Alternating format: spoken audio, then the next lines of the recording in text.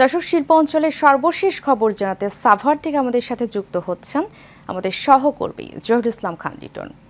লিটন, আমাকে শুনতে পাচ্ছেন? লিটন, শিল্প অঞ্চলে আইন শৃঙ্খলা বাহিনীর তৎপরতা কেমন দেখছেন, আমাদেরকে জানাবেন।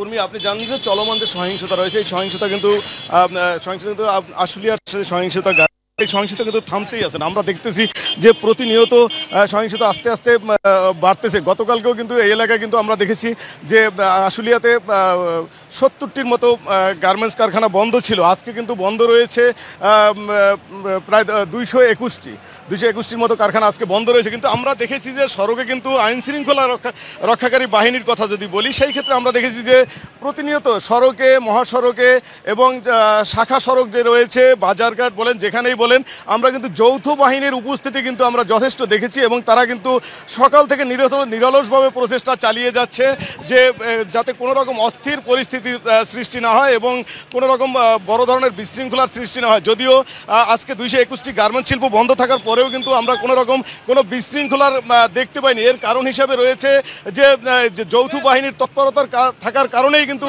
কোথাও কোনো রকম অপ্রীতিকর ঘটনা ঘটেনি।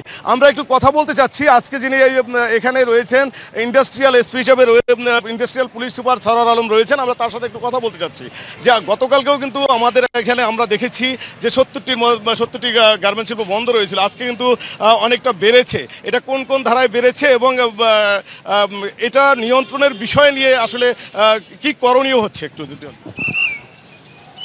আজকে টোটাল 86টি গার্মেন্টস ফ্যাক্টরি শ্রম আইনের 13-1 ধারা অনুসারে অনির্দিষ্টকালের জন্য বন্ধ আছে, আর 133টি ফ্যাক্টরি সাধারণ ছুটি। আমার এখানে 1863 ফ্যাক্টরি আছে, এর মধ্যে অন্যগুলো স্বাভাবিকভাবে চলছে, সংখ্যাটা বেড়েছে।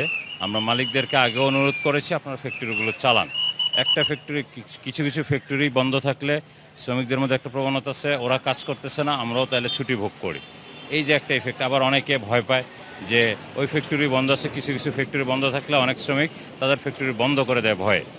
এই জিনিসগুলো আসলে উত্তরণ করতে হবে। আমরা তাদেরকে মোটিভেশন করেছি, বলেছি, রিকোয়েস্ট করেছি। আপনারা জানেন গতকালকেও 2 জায়গায় আমরা সভা সমাবেশের আয়োজন হয়েছে। আমরা শ্রমিক নেতাদের সাথে গতকালকে মোটিভেশনাল ডিসকাস করেছি, তারপরে আমরা রাত্রে মাইকিংও করেছি, সন্ধ্যার পরে শ্রমিক ভাইদের এবং এলাকাবাসীদেরকে এই সমস্যা হতে বের হয়ে আসার জন্য, নিজেদের আভ্যন্তরীণ বিষয়গুলো ফ্যাক্টরিতে আলোচনা করে সমাধান করে ফ্যাক্টরিগুলো চলমান রাখার জন্য। কারণ এর নেতিবাচক প্রভাব সবার উপরেই পড়বে, যেমন দেশের অর্থনীতির উপরে পড়বে, ঠিক সেরকম আশুলিয়া অঞ্চলের যে অর্থনীতি আছে এটার উপরে একটা বিরূপ প্রতিক্রিয়া পড়বে। শ্রমিকদের ক্ষেত্রেও এটা এই বিরূপ প্রতিক্রিয়ার শিকার হতে হবে। এই জন্য আমরা আহ্বান জানাচ্ছি সকলকেই যেন সকলে মিলে এই সমস্যাগুলো সমাধান করে পরবর্তীতে আমরা ফ্যাক্টরিগুলি চালু করে দেওয়ার জন্য, দ্রুত চালু করে দেওয়ার জন্য, উৎপাদনে ফিরে আসার জন্য। ধন্যবাদ। যেমনটি শুনছি যে তৎপরতা রয়েছে, এরা কিন্তু চেষ্টা করতেছে যাতে কোনো রকম বিশৃঙ্খলা না ঘটে এবং যে কোনো পরিস্থিতি মোকাবেলার জন্যই কিন্তু প্রশাসন যারা রয়েছে তারা তৎপর রয়েছে এবং চালিয়ে যাচ্ছে। উর্মি, এই ছিল আমার কাছে এখনকার মতো গার্মেন্টস শিল্প অসন্তোষের সর্বশেষ তথ্য। লিটন, অসংখ্য ধন্যবাদ আপনাকে আমাদের সাথে যুক্ত হওয়ার জন্য। দর্শক, সাভার থেকে শিল্প অঞ্চলের আইন শৃঙ্খলা বাহিনীর তৎপরতার খবর নিয়ে আমাদের সাথে যুক্ত ছিলেন আমাদের সহকর্মী।